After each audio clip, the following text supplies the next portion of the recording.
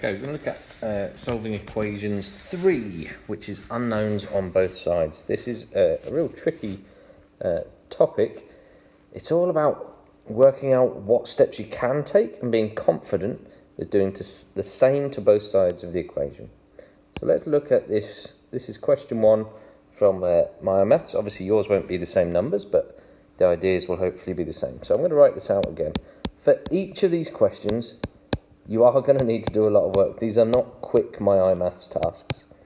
They're going to take you, even an hour to do one of them. They are lots and lots of working out. You're going to need pen and paper. So here we go.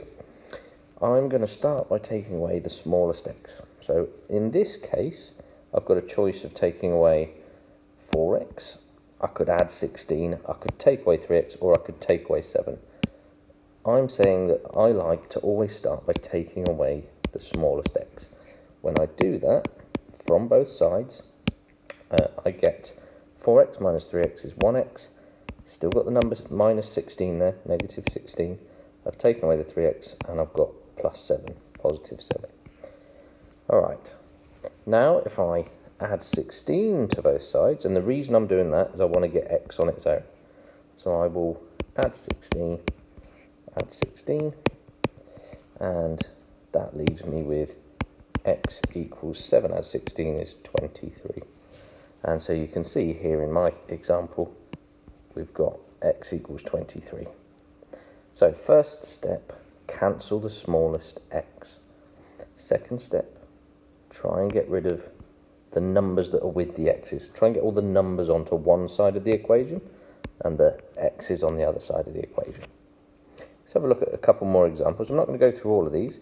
I'm going to pick, let's pick this one, and then let's pick the hardest one. So this is from the question 1 side. So let's go for 2x minus 3 equals x plus 3. Again, my first step, cancel the smallest x. I'll write that down here. Cancel smallest x. I should say variable because it doesn't have to be x's. It could be n's or y's or anything, but in this case they're all x's, so we'll cancel the smallest x. So I'm going to take 1x from both sides because 1x is smaller than 2x. That's going to leave me with 2x minus x is x. Still got the minus 3, haven't done anything with that. I've kind of got rid of this x and I've still got 3 there. Then I want to get rid of, or get all of the numbers onto the other side. So this is the side with the x's now. I want to get all the numbers on the other side, so I'm going to add 3. To cancel out this minus 3, I need to add 3. So I add 3 to both sides, and that gives me x equals 3 plus 3 is 6. Because I got rid of this minus 3, that one got cancelled out. And there, we don't need to do any dividing because I've got an answer. X equals 6. So I would put that in there. Let's have a look at this hardest example now and see the difference here. And you can see this one, you get 3 marks for this, so I assume there's going to be more steps to this. So let's see. So we've got 9 plus 9x equals negative 7 plus x. Make sure you keep those negatives, very careful with those. Now, cancelling the smallest x. In this case, smallest x is 1x.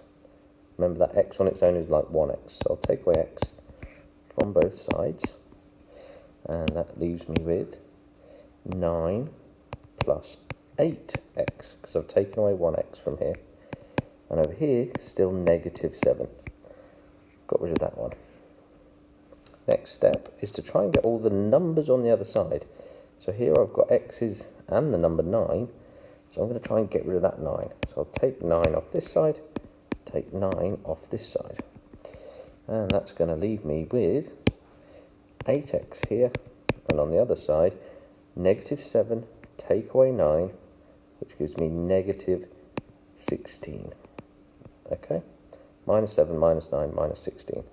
And the last thing I need to do, when you get to this stage, when you've got more than just one x, I need to divide by the coefficient of x, the number in front of x.